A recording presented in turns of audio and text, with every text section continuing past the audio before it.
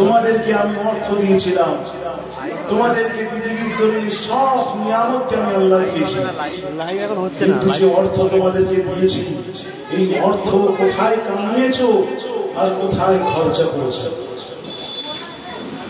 তোমার বয়স দিয়েছিলাম, তোমার জওয়ানি দিয়েছিলাম, তোমার জওয়ানি বয়সটা তুমি কোথায় লাগিয়েছো?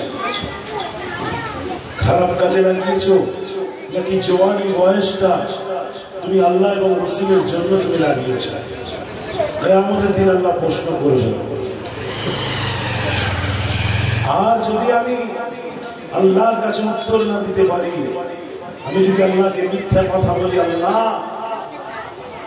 আমি সত্যি বলছি আমার জওয়ানি বয়সটা আমি মসজিদের 4 দিওয়ারির মধ্যে কাটিয়েছিলাম, আমি যদি না যেও থাকি মিথ্যে কথা বলি, আল্লাহ সেদিন আমার জবানকে বন্ধ করে দেবে, দিয়ে আমার জবান থেকে মিথ্যা বললে জবান বন্ধ করে দেবে, শরীর থেকে তখন গাওয়াই দেবে, সাক্ষী দেবে, আল্লাহ আপনার এই বান্দা মিথ্যা বলছে, জিন্দেগিতে নামাজ পড়েনি, মসজিদে কখনো কখনো গিয়েছে, জুমা আসলে শুক্রবার জুমার নামাজ পড়ে, বাকি মসজিদে আসে না, আপনার কাছে মিথ্যা বলছে।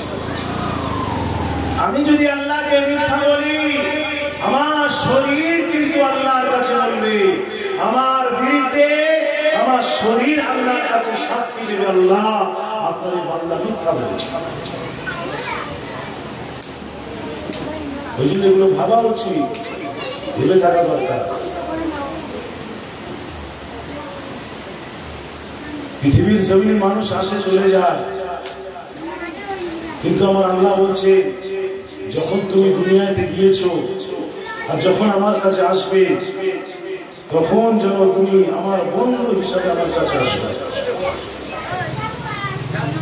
বহুদিন পরে, মৃত্যুর বহুদিন পর আমার মনে হয় যে আল্লাহ আমার নিজের একজন খাস বন্ধু, আমি আল্লাহর সঙ্গে সাক্ষাতে যাচ্ছি।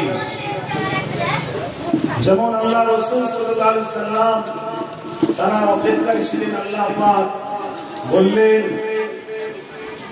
মালাকাল মউতকে, আমার হাবিবকে নিয়ে এসো।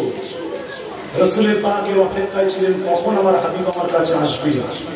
আমি যদি সেরকম মুমিন মুসলমান হই, আমি যদি সেরকম সত্যিকারের হাকিকাতে মুসলমান হই, তাহলে কিন্তু আমার ভিতরে আল্লাহর মহব্বত, আল্লাহর ভালোবাসা থাকবে, আর আমার অন্তর থাকবে এটাই যে আমার মৃত্যুর পরে যেন আমি আমার বন্ধু